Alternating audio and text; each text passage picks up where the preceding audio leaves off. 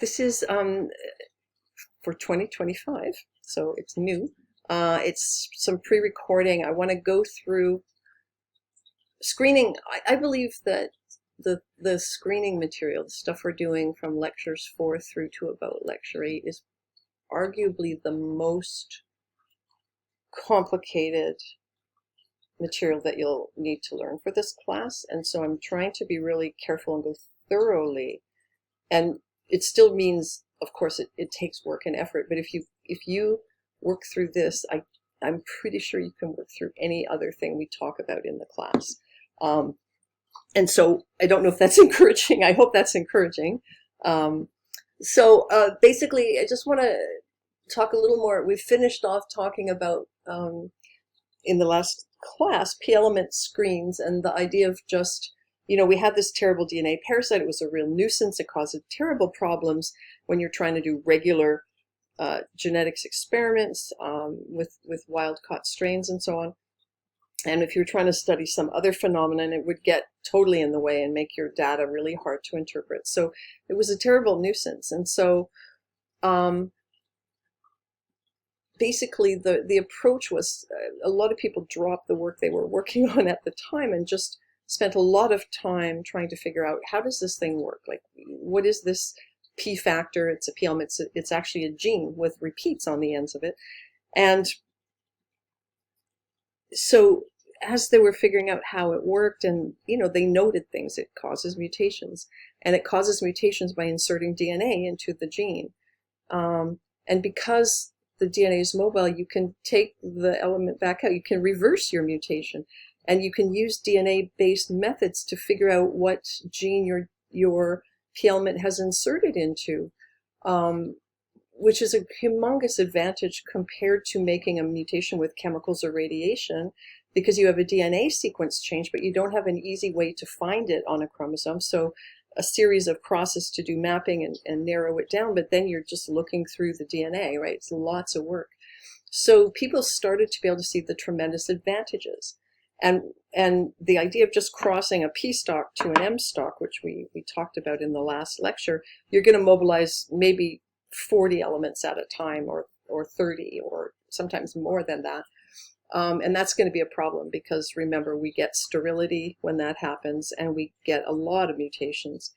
And if you want to study a particular mutation caused by one P element, and there's 23 elements on that chromosome, and you have to try to go through all of them and figure out which gene is affected, it's not a huge advantage over just chemical mutagenesis. So we're talking in this lecture about some of the modifications that were done that made the screening easier. The first part I'm just going to review is making it easier to control by taking very specific defective P elements and using individual elements in one strain and another, so that you can control exactly when mobilization, movement of the element happens, and then stop it from happening anymore in the next cross. We did cover that, but we probably did. I'm recording this before the other lecture. But I want to just revisit that just to make sure it's clear. And then we'll talk about the other advantages. So this is the basic outline. So we talked last time about controlling the mobilization. We'll quickly review it here. Reducing the workload of screening by introducing reporter genes, so ways of finding out which flies in our screen have a P element and which don't, so that we don't have to sort of look at 20,000 different stalks, but we can collect the 50 that actually have a P element and then see if they're the ones we want. Being able to figure out what DNA the P element is inserted into, and that will tell you what gene has been affected. It really reduces the workload. Being able to prove that the P element causes the observed phenotype. Oops, that's not good. So how do we convince somebody that having this piece of DNA inserted in this gene is responsible for this phenotype? Maybe there are other things going on. So how can you provide some evidence? There is an optional supplement which I haven't redone yet, but I will. Let's go. What the heck is going on? But I will. Okay, I didn't touch the mouse. What is happening? Okay, there. So here are our learning outcomes. So be able to list the features of a reporter gene, explain what it's used for. So that's the most important part. Briefly describe a method for being able to determine where the element is inserted. Just briefly, because this isn't really a molecular focused course, but just a little bit about that. And then after some practice, you'll have several opportunities to practice, especially in the lab. You'll go through a worksheet step by step using the P element screen that we're going to propose, and then explaining how the reversion test is done and what we find out from it, because having sufficient evidence for the claims that you're making is a very important part of this kind of work. Okay, so just a recollection from a previous lecture, the last one, on P elements. P elements are essentially a big, fairly large gene with inverted repeats at either end. And so once they started looking at all the elements and sort of doing crosses and then finally trying to generate strains that just had one P element in them, they found in some cases the strain that they had made had what we call a non-autonomous element. Non-autonomous means it can't do something by itself. If you've heard about these autonomous cars and things like that, those are cars that will drive themselves. Non-autonomous is the cars we drive. They can't drive unless we're driving them, and it's kind of the same idea. So these can, if you put the enzyme, the driver, there, they can move, but they can't do it by themselves. They don't have, they're missing the gene for the enzyme. But there's also enzymes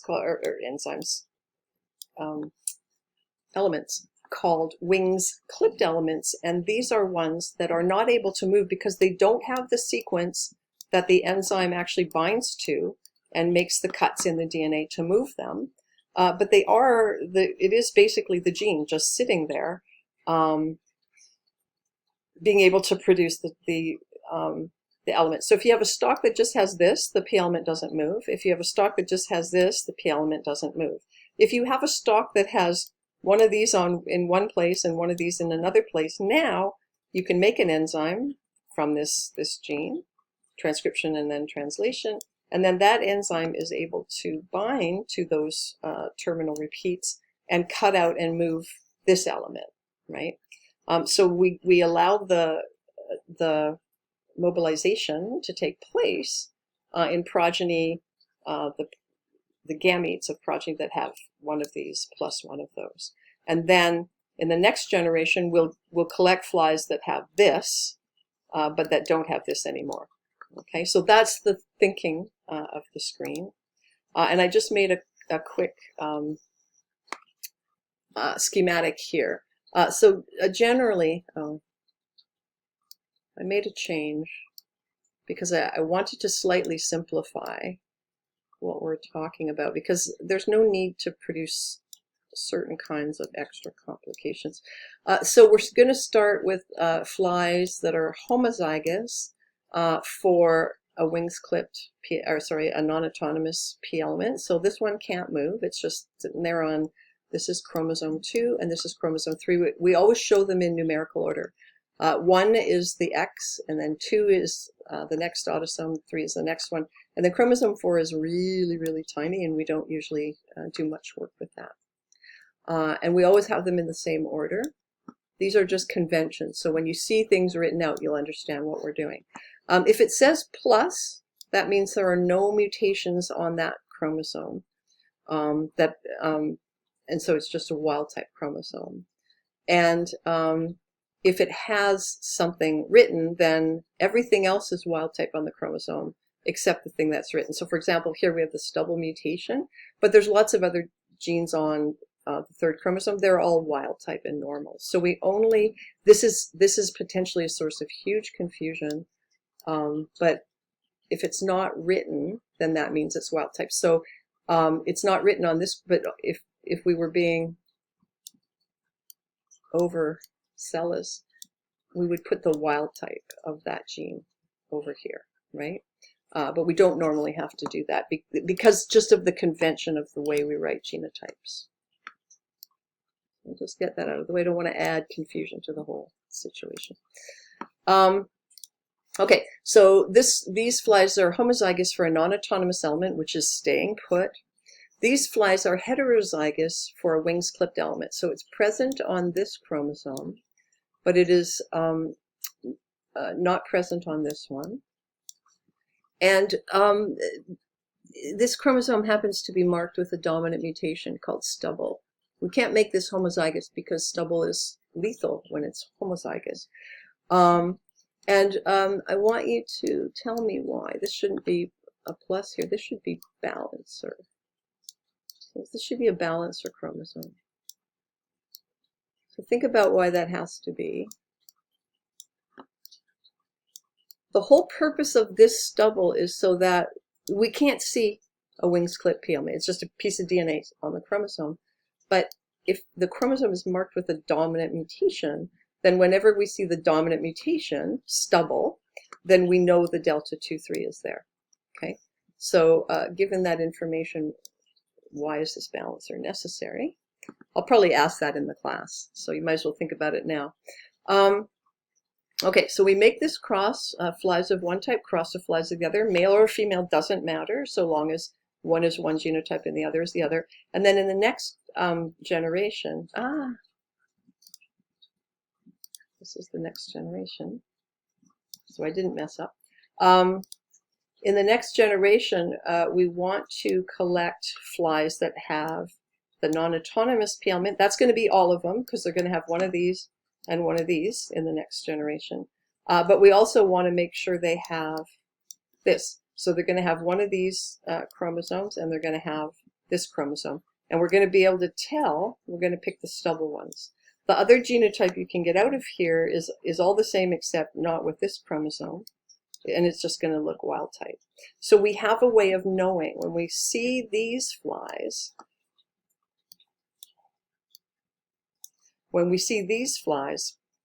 then we know this is what their genotype is. And so what that means is that this element is going to be in the flies that have both of these chromosomes. Make transposase. Transposase is going to find the non-autonomous element, and then that element is going to be moved. It can go to the other chromosome, it can go to the homolog, it can go to the same chromosome, it could go off to the X and the Y. It can move basically anywhere. And so this is our little moment of chaos, the mobilization. And then in the next step, when we make another cross using males that are like this, we don't want to have to collect virgins. So we use males that are like this for the next generation. And we're just going to cross them to females like this. And so in the next generation, this P element could be in lots of different places, but we're going to collect this chromosome over a balancer. And we're going to collect this chromosome and this chromosome. So the flies that we look at are going to be the non-stubble ones. We pick the non-stubble. These are males, remember. So in males, there's no crossover. So that's not going to happen. And so we choose non-stubble because we don't want them to have this element anymore. So what's happened? This P element has moved somewhere, and we could collect this chromosome too. It doesn't matter because maybe the P element moved on to this chromosome, right? So we've collected one of the chromosome 2s from here over this balancer. So we've got heterozygous there, and then we want this chromosome and this one because that's going to be now wherever the element moved, if it moved anywhere, it's not going to move anymore. Can you imagine if you found an interesting mutation and you were trying to study it, and then in the next generation it would move to different locations in different individuals, and you just, that's the chaos that we're trying to prevent, right? So you don't want any further movement, just one event, and then you can find the mutation. So that's the idea. So that's how we did it. And so in the next generation, you're collecting these individuals. And so now at this point, we don't know if any of these flies have a peelment or not. We might have this chromosome here with no peelment. It may have cut out of here and gone somewhere else. And so now you've got this chromosome with no peelment, or it could have one and it could be in any of a number of locations, right?